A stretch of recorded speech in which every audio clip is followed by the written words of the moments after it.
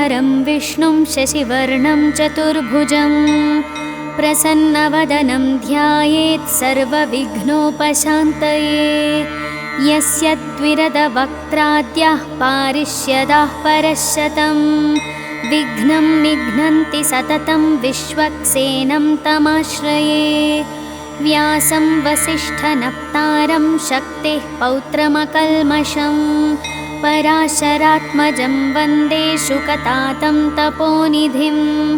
व्यासाय विष्णुरूपाय व्यासरूपाय विष्णवे नमो वै ब्रह्मनिधये वासिष्ठाय नमो नमः। अविकाराय शुद्धाय नित्याय परमात्मने सदैकरूपरूपाय विष्णवे सर्वजिष्णवे। यस्य स्मरणमात्रेण जन्मसंसारबन्धनात्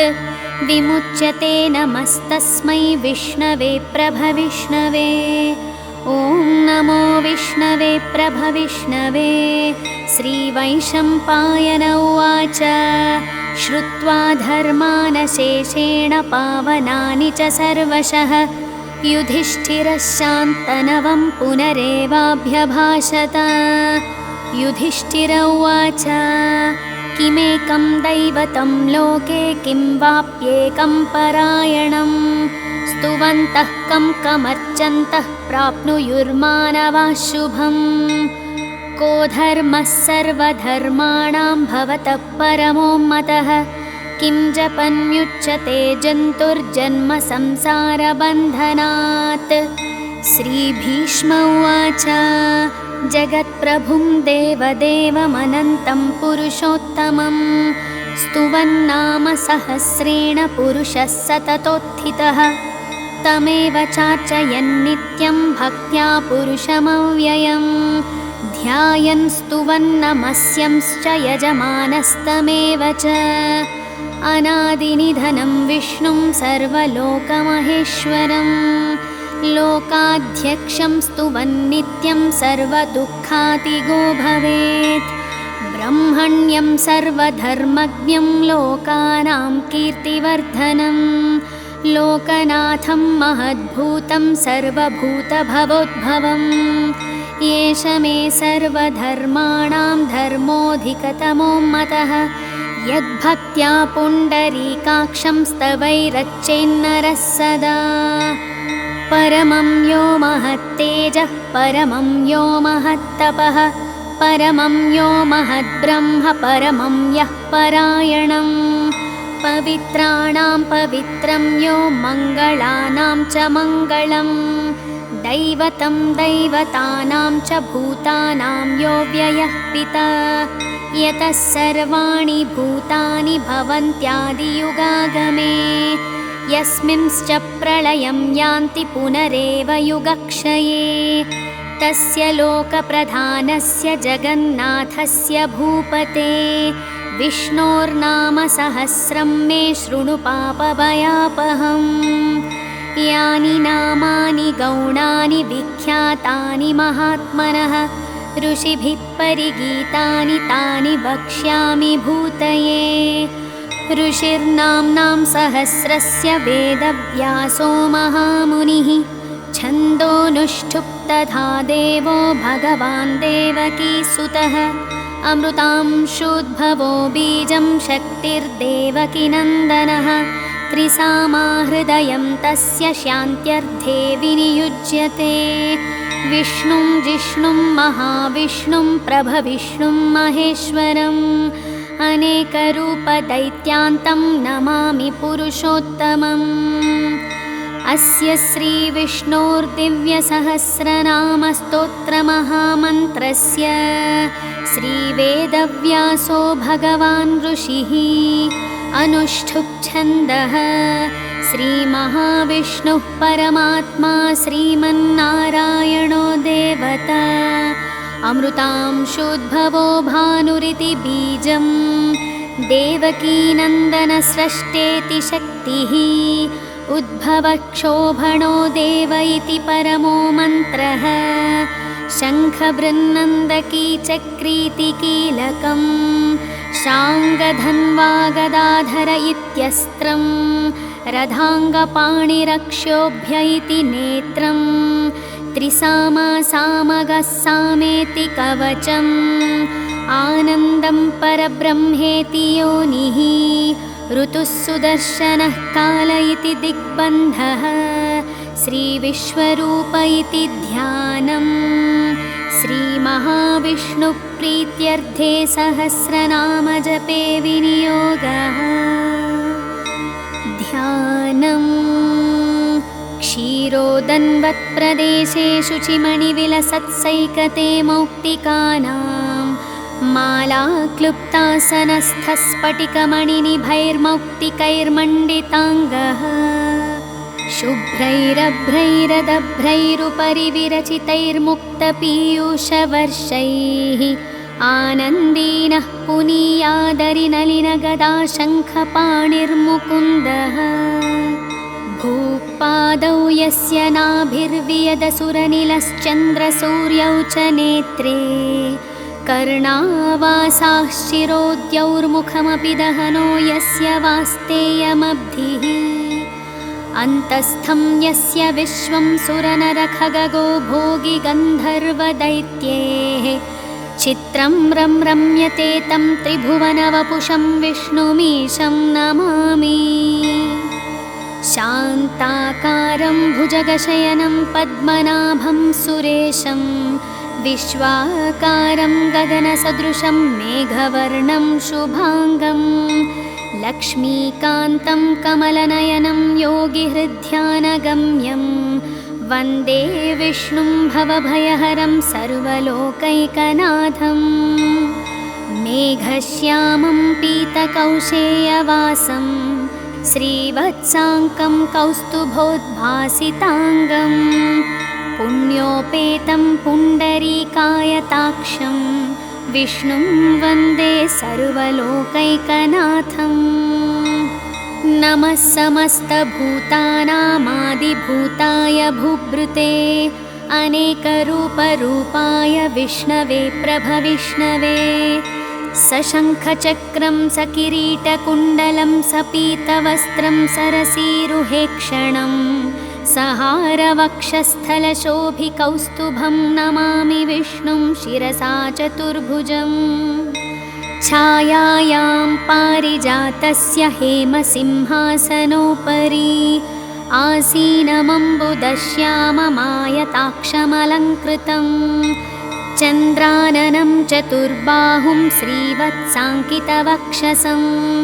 रुक्मिणी सत्यभामाभ्यां सहितं कृष्णमाश्रये विष्णुं विष्णुर्वषट्कारो भूतभव्यभवत्प्रभुः भूतकृद्भूतभृद्भावो भूतात्मा भूतभावनः पूतात्मा परमात्मा च मुक्तानां परमागतिः अव्ययः पुरुषः साक्षी क्षेत्रज्ञोऽक्षर एव च योगो योगविदां नेता प्रधानपुरुषेश्वरः नारसिंहवपुः श्रीमान् केशवः पुरुषोत्तमः सर्वः शर्वः शिवस्थाणुर्भूतादिर्निधिरव्ययः सम्भवो भावनो भर्ता प्रभवः प्रभुरीश्वरः स्वयंभू शम्भुरादित्यः पुष्कराक्षो महास्वनः अनादिनिधनो धाता विधाता धातुरुत्तमः अप्रमेयो हृषीकेशः पद्मनाभोऽमरप्रभुः विश्वकर्मा मनुस्त्वष्टास्तविष्ठस्तविरो ध्रुवः अग्राह्यः शाश्वतः कृष्णो लोहिताक्षप्रतर्दनः प्रभूतस्त्रिककुब्धामः पवित्रं मङ्गलं परम् ईशानप्राणदप्राणो ज्येष्ठः श्रेष्ठः प्रजापतिः हिरण्यगर्भो भूगर्भो माधवो मधुसूदनः ईश्वरो विक्रमी धन्वी मेधावी विक्रमक्रमः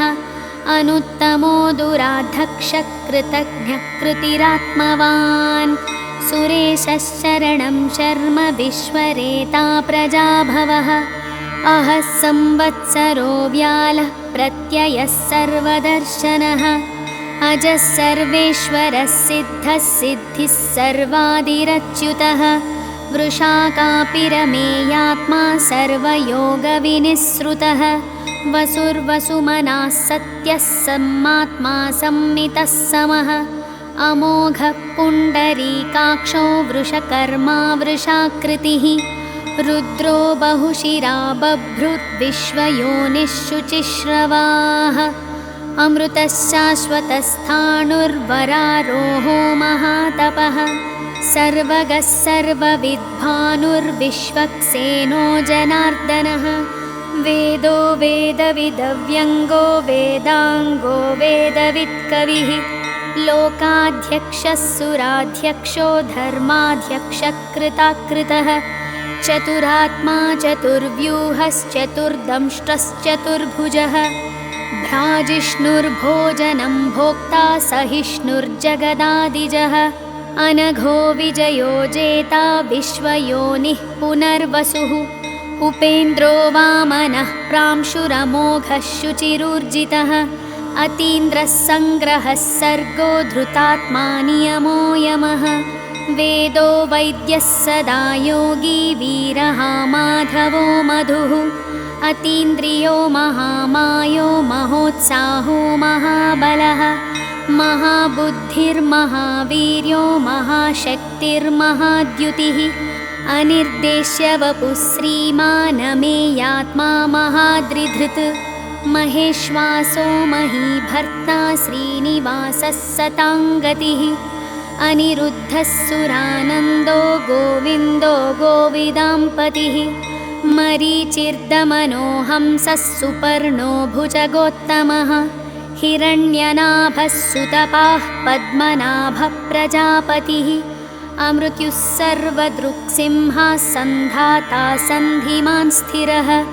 अजो दुर्मर्षणः शास्ता विश्रुतात्मा सुरारिः गुरुर्गुरुतमो धामः सत्यः सत्यपराक्रमः निमिषो निमिषस्रग्वी वाचस्पतिरुदारदिः अग्रणी ग्रामणी श्रीमान् न्यायो नेता समीरणः सहस्रमूर्धा विश्वात्मा सहस्राक्षः सहस्रपात् आवर्तनो निवृत्तात्मा संवृतः सम्प्रमर्दनः अहः संवर्तको वह्निरनिलो धरणीधरः सुप्रसादप्रसन्नात्मा विश्वसृड्विश्वभुग्विभुः सत्कर्ता सत्कृतः साधुर्जह्नुर्नारायणो नरः असङ्ख्येयो प्रमेयात्मा विशिष्टः शिष्टकृच्छुचिः सिद्धार्थः सिद्धसङ्कल्पः सिद्धिदः सिद्धिसाधनः वृषाही वृषभो विष्णुर्वृषपर्वा वृषोदरः वर्धनो वर्धमानश्च विविक्तः श्रुतिसागरः सुभुजो दुर्धरो वाग्मी महेन्द्रो वसुदो वसुः नैकरूपो बृहद्रूपः शिपिविष्टप्रकाशनः ओजस्तेजोद्युतिधरः प्रकाशात्मा प्रतापनः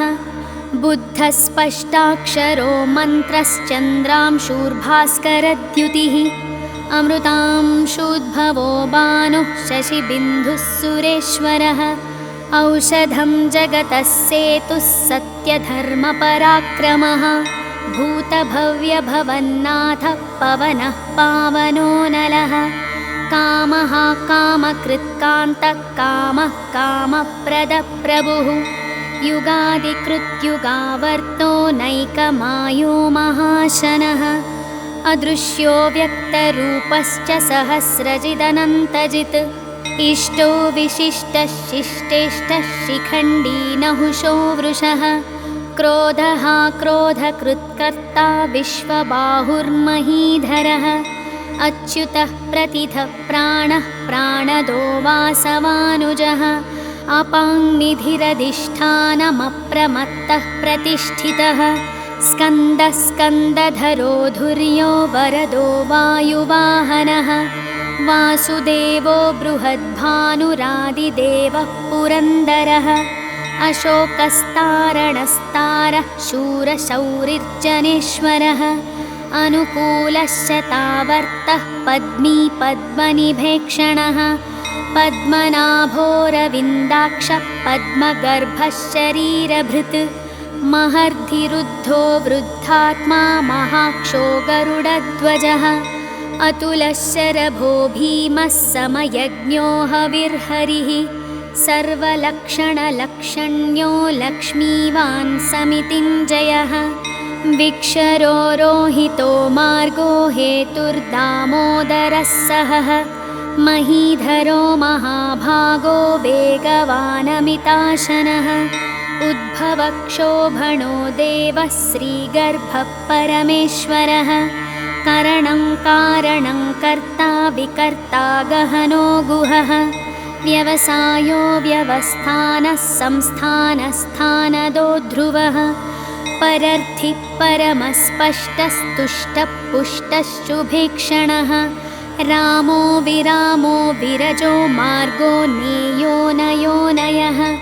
वीरशक्तिमतां श्रेष्ठो धर्मो धर्मविदुत्तमः वैकुण्ठः पुरुषः प्राणः प्राणदः प्रणवः पृथुः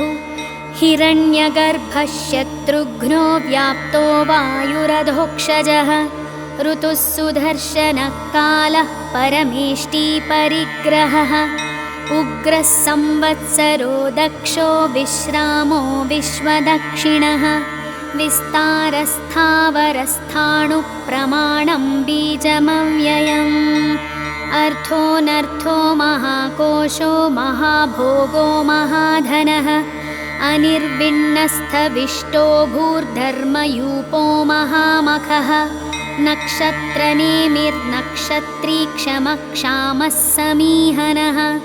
यज्ञो युज्यो महेज्यश्चक्रतुः सत्रं सताङ्गतिः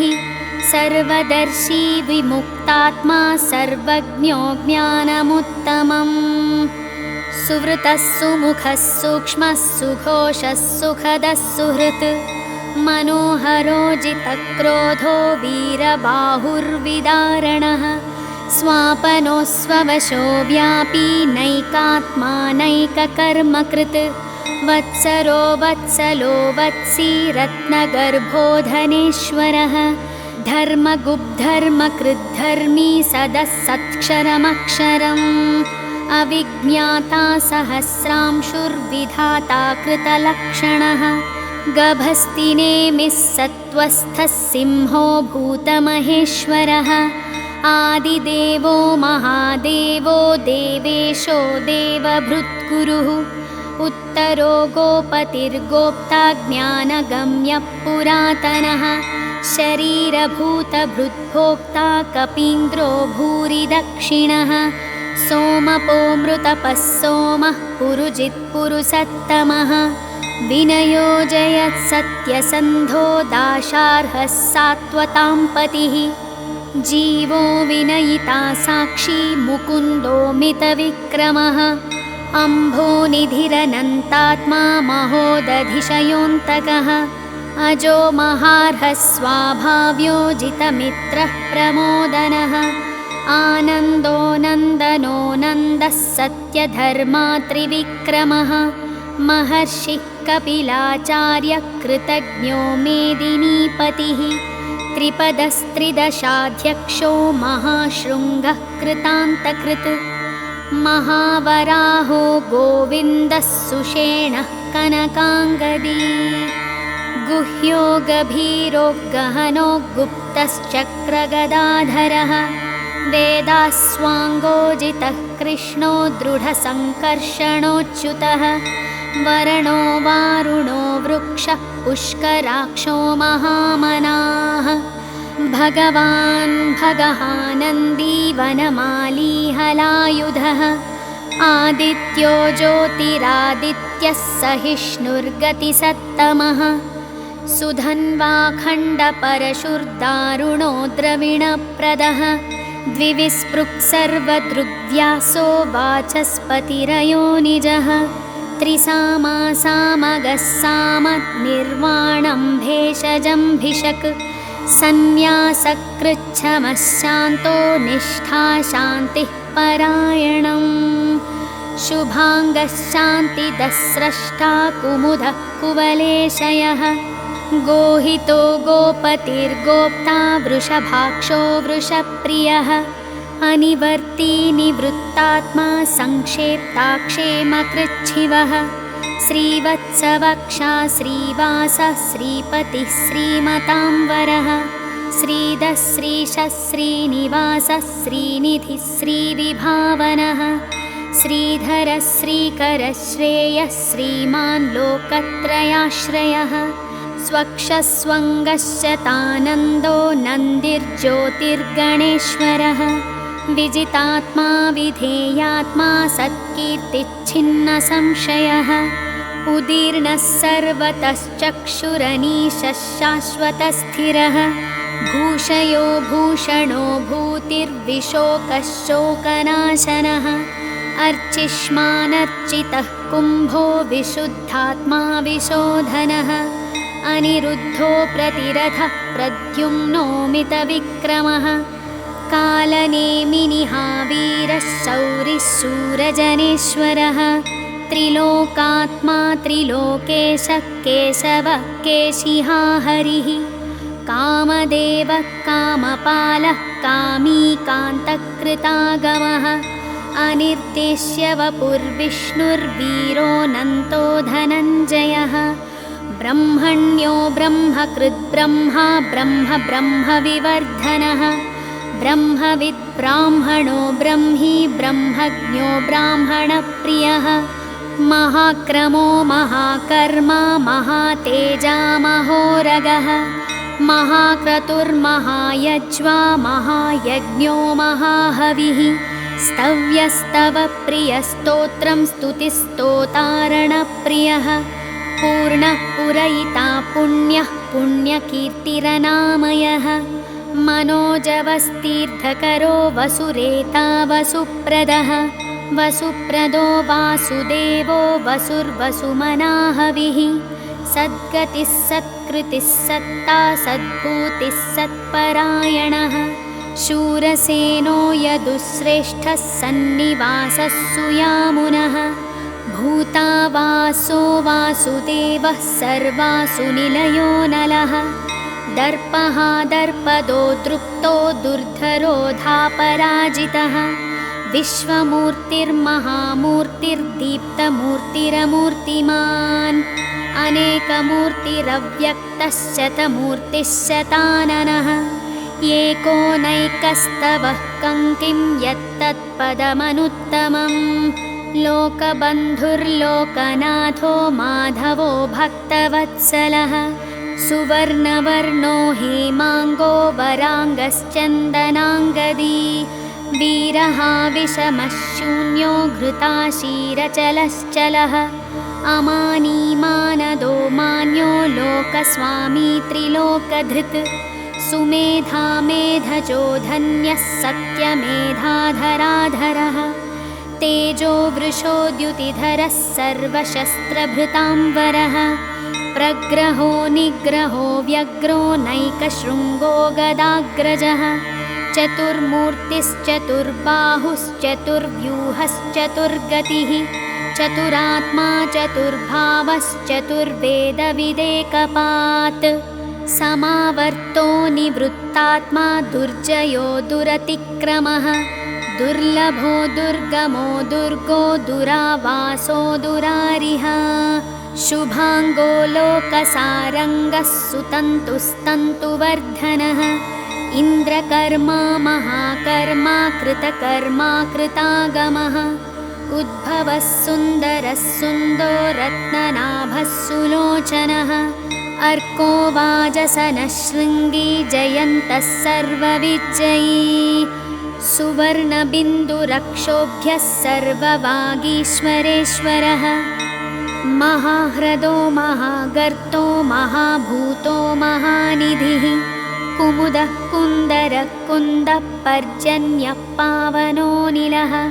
अमृतांशोऽमृतवपुः सर्वज्ञः सर्वतोमुखः सुलभः सुव्रतः सिद्धः शत्रुजिच्छत्रुतापनः न्यग्रोधोदुम्बरोऽश्वत्थ सप्तधनुर्धरश्चाणूरान्ध्रनिषूदनः सहस्रार्चिः सप्तजिह्वः सप्तैदाः सप्तवाहनः अमूर्तिरनघोचिन्त्यो भयकृद्भयनाशनः अनुर्बृहत्कृशस्थूलो गुणभृन्निर्गुणो महान् अधृतस्वधृतस्वास्थ्यप्राग्वंशो वंशवर्धनः भारभृत्कथितो योगी योगिशः सर्वकामदः आश्रमश्रमणक्षामः सुपर्णो वायुवाहनः धनुर्धरो धनुर्वेदो दण्डो दमयितादमः अपराजितः सर्वसहो नियन्ता नियमो यमः सत्त्वान् सात्विकः सत्यसत्यधर्मपरायणः अभिप्रायः प्रियार्होर्हः प्रियकृत्प्रीतिवर्धनः विहाय स गतिर्ज्योतिः सुरुचिर्हुतभुग्विभुः रविर्विलोचनः सूर्यः सवितारविलोचनः अनन्तो हुतभुग्भोक्ता सुखदो नैकजोऽग्रजः अनिर्विण्णः सदामर्षि लोकाधिष्ठानमद्भुतः सनात्सनातनतमः कपिलः कपिरव्ययः स्वस्तिदः स्वस्तिकृत् स्वस्ति स्वस्ति भुक् स्वस्ति दक्षिणः अरौद्रः कुण्डलीचक्री विक्रमूर्जितशासनः शब्दादिगः शब्दसः शिशिरः शर्वरीकरः अक्रूरः पेशलो दक्षो दक्षिणक्षमिणाम्बरः विद्वत्तमो वीतभयः पुण्यश्रवणकीर्तनः उत्तारणो दुष्कृतिः पुण्यो दुःस्वप्ननाशनः वीरः रक्षणः सन्तो जीवनं पर्यवस्थितः अनन्तरूपोऽनन्तश्रीर्जितमन्युर्भयापहः चतुरश्रो गभीरात्मा विदिशो व्यादिशो दिशः अनादिर्भूर्भुवो लक्ष्मी सुविरो रुचिराङ्गदः जननो जनजन्मादिर्भीमो भीमपराक्रमः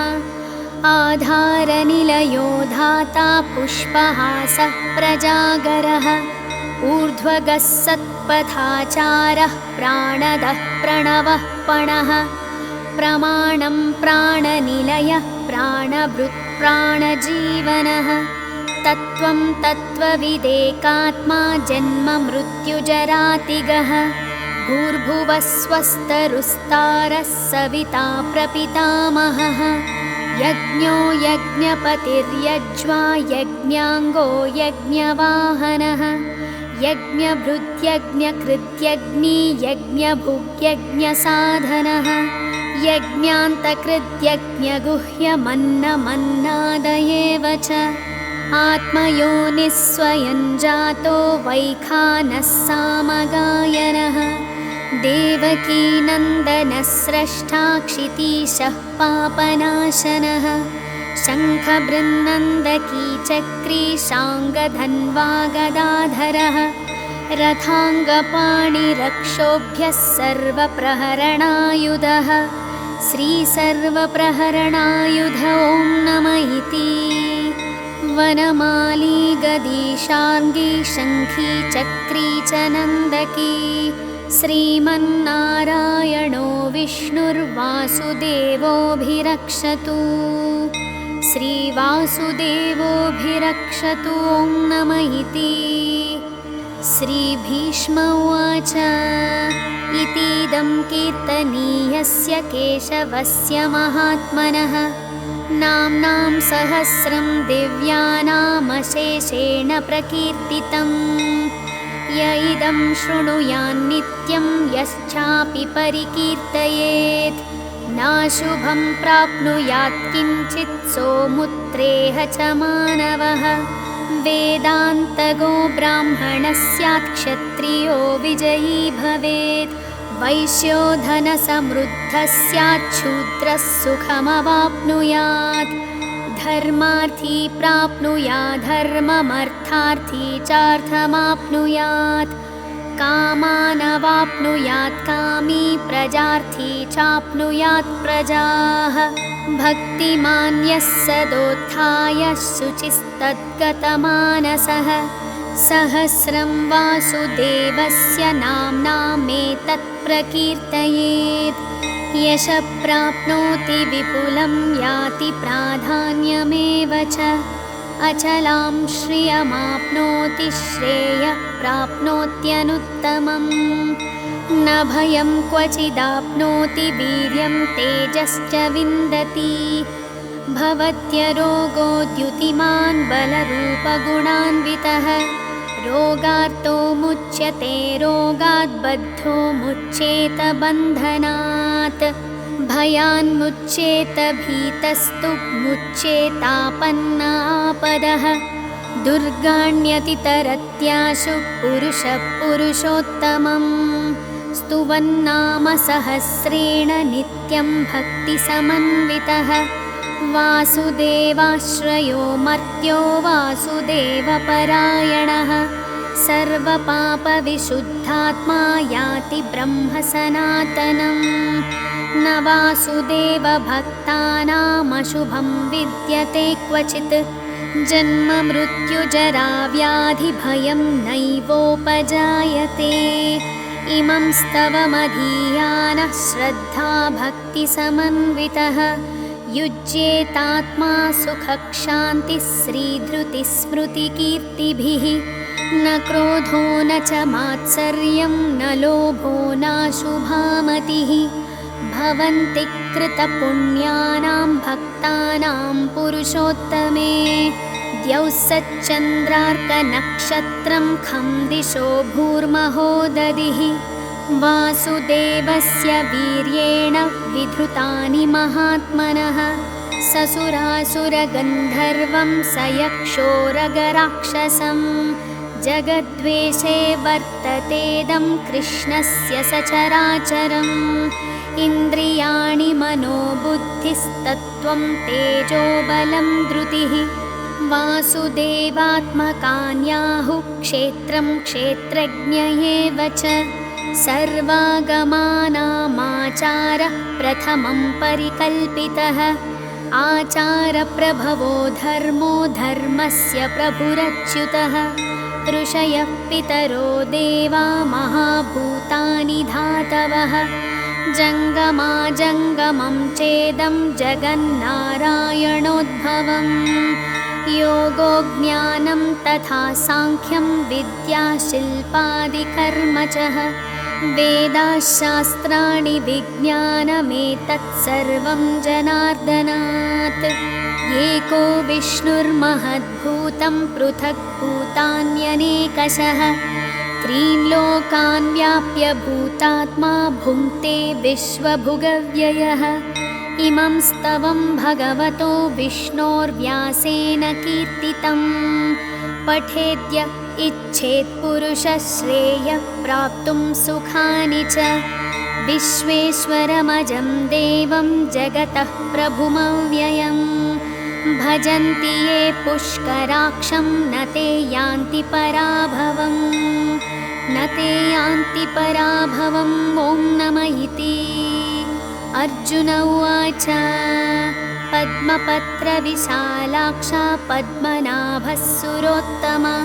भक्तानामनुरक्तानां त्राता भवजनार्दन श्रीभगवानुवाच